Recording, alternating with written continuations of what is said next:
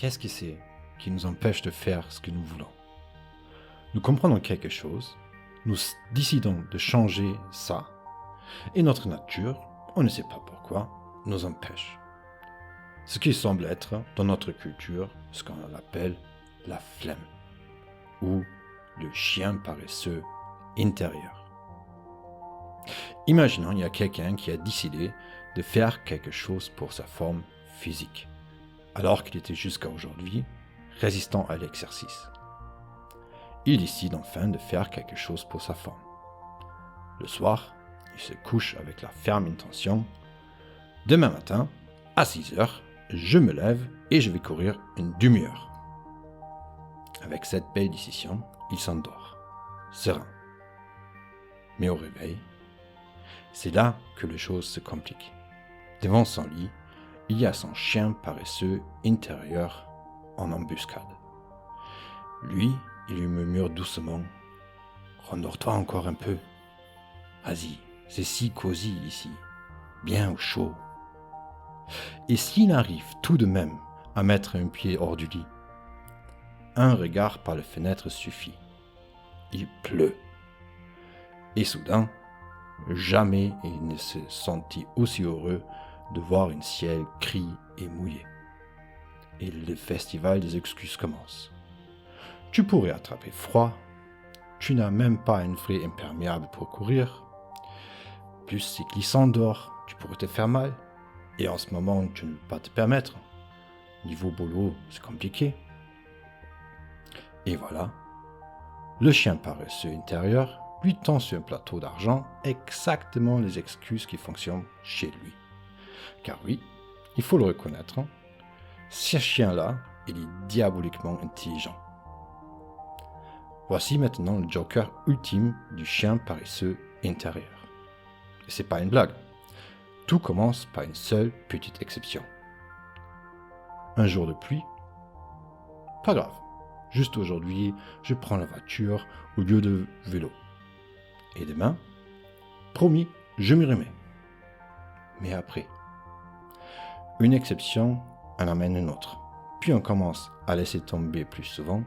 Et un jour, on abandonne complètement. 3 étapes, simples comme un bonjour. On saute une fois, on relâche doucement et on laisse tomber. C'est ça la règle du 3 du chien paresseux intérieur. Et c'est diablement efficace. Ce n'est pas de la psychologie, c'est une équation qui marche à tous les coups. Pourquoi est-ce si difficile de changer quelque chose dans sa vie? Parce que très souvent, nous sous-estimons totalement la puissance de nos habitudes. Imaginez vos habitudes comme un courant puissant dans lequel vous nagez. Tant que vous êtes porté par ce courant, tout est fluide, presque sans effort. Mais le jour où vous décidez de changer quelque chose, faire du sport, mieux manger, se lever plus tôt, vous nagez soudain à contre-courant. Et là, ça devient dur. Ce n'est pas parce que vous n'êtes pas motivé, c'est que vous luttez contre la fleuve de votre propre passé. Et ça demande de l'énergie. Mais maintenant, la bonne nouvelle. Si vous tenez bon pendant un certain temps, vous finissez par rediriger le courant. Mais cette fois, celui de nouvelles habitudes. Il y a un moment magique dans chaque processus de changement. On appelle ça le point of no return, le point de bascule. Au début, vous devez faire beaucoup d'efforts pour peu de résultats.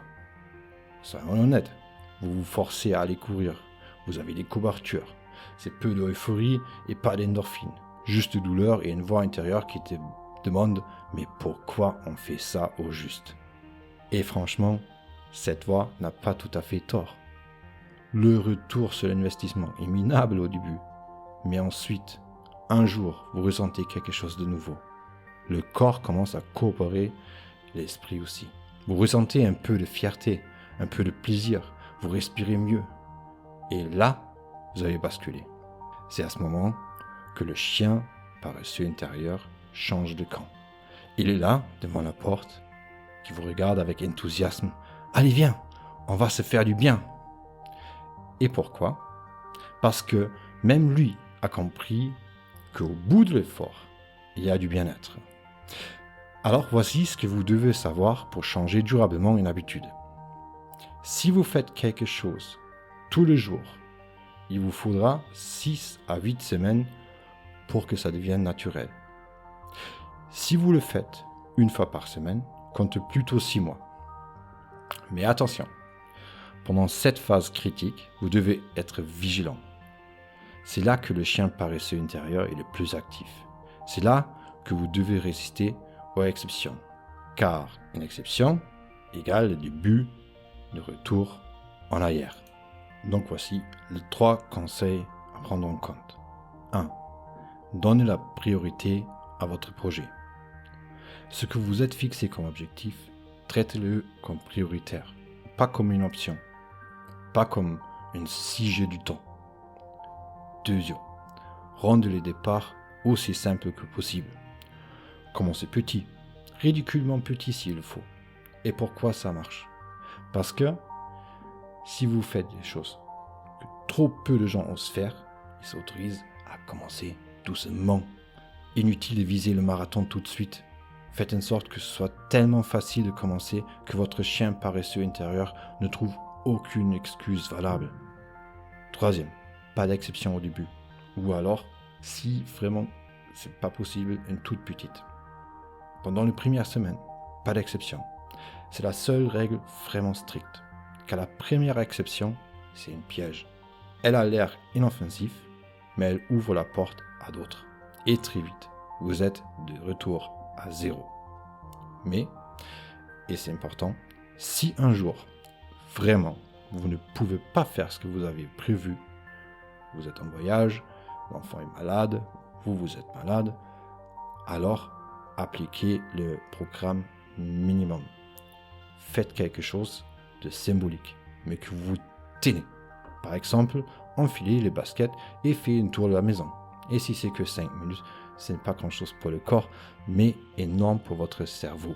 Car le message est clair, je suis toujours en route, je ne lâche pas. Et votre chien paresseux intérieur vous le remerciera.